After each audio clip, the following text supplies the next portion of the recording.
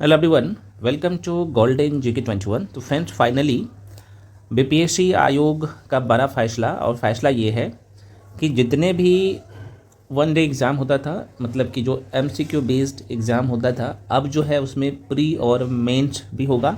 एकल परीक्षा का प्रावधान बीपीएससी के द्वारा ख़त्म किया जाएगा, जिसमें आप देखेंगे तो TRE 4 में भी पीटी मेंस इसमें लिया जाएगा। और साथ में बीपीएससी AEDO की बात कर लो तो उसमें भी बीपीएससी AEDO का भी पेपर हुआ था, पेपर लीक हुआ, पूरे तरीके से एग्ज़ाम कैंसिल हो चुकी है, रद्द हो चुकी है। तो यहाँ पे भी अब आपका प्री और मेंस होगा। अब कई सारे क्वेश्चन आपके मन में आएगा, तो पहले आज का न्यूज़ देख लीजिए। हालांकि ये चीज़ें मैं आपको कल जो है सारी चीज़ें बताया ही था। अब देखो यहाँ पे क्या कह रहा है, पहले ये देख लीजिए, उसके बाद आगे हम लोग चर्चा करेंगे। बीपीएससी AEDO का अब जो है एग्ज़ाम कब होगा, TRE 4 का नोटिफिकेशन कब आएगा, इसके बारे में भी चर्चा करेंगे। और 72 बीपीएससी के लेके कुछ लोगों के मन में दुविधा है, वो भी इसी वीडियो में हम लोग क्लियर कर लेंगे। तो फ्रेंड्स, यहाँ पे आप देख पा रहे हैं कि एकल परीक्षा प्रणाली की जगह पीटी और मेंस की तैयारी, आयोग इन तैयारियों में जो है आयोग लग चुके हैं। चूँकि यहाँ पे आप देख सकते हो, बिहार लोक सेवा आयोग AEDO भर्ती परीक्षा से सबक लेते हुए परीक्षा प्रणाली में व्यापक बदलाव की तैयारी में जुट गया है। अब एकल परीक्षा प्रणाली को खत्म कर प्रारंभिक और मुख्य परीक्षा की व्यवस्था शुरू करने की तैयारी की जा रही है।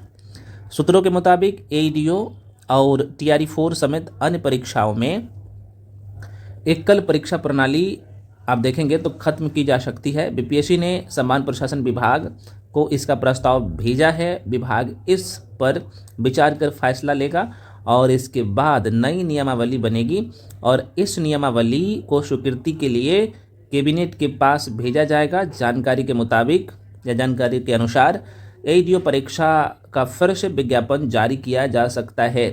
अब यहीं पे बहुत सारे लोगों के मन में दुविधा है, क्या बीपीएससी AEDO का जो विज्ञापन है वो रद्द हो जाएगा और नया जो है विज्ञापन जारी किया जा सकता है। तो देखो मेरे भाई, चूँकि नोटिफिकेशन के बाद अगर आप उसमें कुछ चेंज करते हैं, नोटिफिकेशन में चेंज करते हैं, तो ये पॉसिबल नहीं है। उसके लिए पूरे जो है विज्ञापन को ही, नोटिफिकेशन को ही आप देखोगे तो रद्द करना पड़ता है। तो ये पॉसिबल है ना।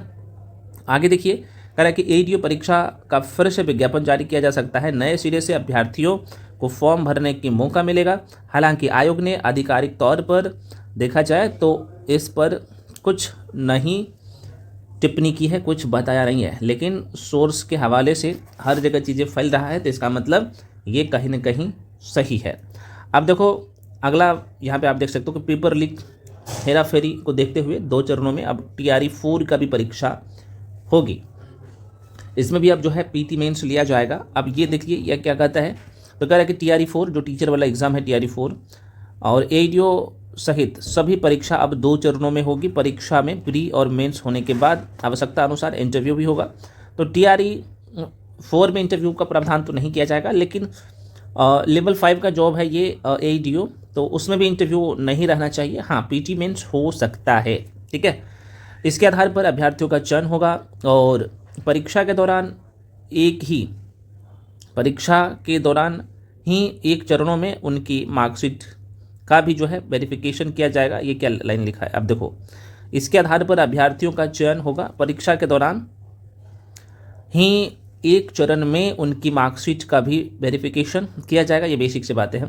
और इससे फर्जी अभ्यर्थी के परीक्षा देने पर रोक लगाई जा सके, और इसके लिए बीपीएससी ने समान प्रशासन विभाग को प्रस्ताव भेजा है। समान प्रशासन विभाग के शिक्षा विभाग में पहली बार शिक्षा अधिकारियों की भर्ती बीपीएससी के माध्यम से हो रही है। 935 बीपीएससी में देखा जाए तो AEDO का पोस्ट है। एग्ज़ाम जो है 14 से लेके 21 अप्रैल तक 9 पाली में संपन्न हुई थी, है ना। तो ये बेसिक बातें हैं। तो मोटा मोटी तौर पे आप देखेंगे तो बीपीएससी का जो AEDO का सिलेबस था, पहले जो अभी जो एग्ज़ाम जिनका कैंसिल हो चुकी है, तो उसका सिलेबस ये रहा मेरे भाई। ये सिलेबस था, मतलब कि जो 3 पेपर था आप यहाँ पे देख पा रहे हो, तो ये जो लैंग्वेज पेपर था ये 100 नंबर का था। तो 100 में 30 नंबर का इंग्लिश था और 70 नंबर का हिंदी था, जिसमें 30% दोनों जगह नंबर लाना था आपको। उसके बाद जो समान अध्ययन की बात कर ले, जनरल स्टडीज़ की बात कर ले, है ना, GS की बात कर ले, तो ये भी 100 नंबर का क्वेश्चन था और पेपर का लेवल आपने देखा ही होगा। और अगला जो पेपर था वो है जनरल एप्टीट्यूड का, है ना, जिसमें मैथ्स प्लस रीजनिंग था, है ना। तो पहले वाला सिलेबस ये था। तो अब जो नए सिरे से नोटिफिकेशन जारी होगा तो अब यहाँ पे थोड़ा सा वेट करिए, क्योंकि कई सारे लोगों के मन में दुविधा है। लेकिन देखो मेरे भाई, ये जो है ना समान ये सॉरी माफ़ी चाहता हूँ, मैथ्स और रीजनिंग और ये जो पेपर आप देख पा रहे हो, इसमें जो पैटर्न है वही रहेगा। इसी को ध्यान में रख के आप तैयारी करिए, किसी के बहकावे में मत आओ। प्री होगा, मेंस होगा। अभी क्या हो रहा है, सपोज दैट आप बीएसएससी सीजीएल की मैं बात कर लो तो उसमें प्री और मेंस होता है। तो प्री में जीएस होता है, मेंस में जीएस प्लस हिंदी होता है ना। तो फाइनल जो मेरिट बनता है इस पे बनता है, ठीक है ना, जीएस पे बनता है, आपको पता होना चाहिए, जिसमें मैथ्स और रीजनिंग रहता है।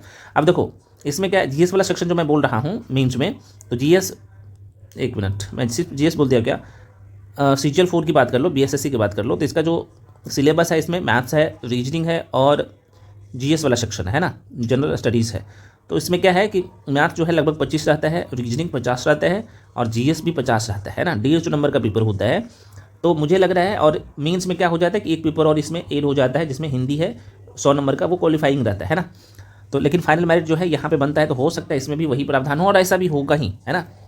तो आप क्या करिए, तैयारी करिए जीएस और मैथ रीडिंग को तो बिल्कुल स्किप नहीं करना है, और हिंदी और इंग्लिश को भी नहीं करना है, जो कि आयोग ने मेंशन किया है। तो कुछ सोच समझ के किया है और आपने पेपर का लेवल देखा ही होगा, तो उसी को ध्यान में रख के आप तैयारी करिए। बात रही टीचर वाला, तो भाई टीचर वाले भी आप लोग मैथ्स रीजनिंग जीएस वाला सेक्शन को तैयार करिए, है ना। और हिंदी को भी तैयार करना है, क्योंकि सेम रहने वाला है प्री और मेंस में। क्योंकि प्री जो होता है ना, लोगों को छांटने वाला पेपर होता है, अब घबराने की जरूरत नहीं है। हालांकि ये सारे कदम जो उठाए जा रहे हैं आयोग के द्वारा, कहीं ना कहीं पेपर में जो लीक हो रहा है, ये सारी चीज़ें हो रहा है, तो इसे रोकने के लिए हालांकि मैं यहाँ पे लिख भी दिया हूँ। और आप लोग कमेंट सेक्शन में ज़रूर बताइएगा कि आपका राय क्या है। अपना राय कमेंट सेक्शन में ज़रूर दीजिएगा कि आयोग सही कर रहा है या गलत कर रहा है, ठीक है।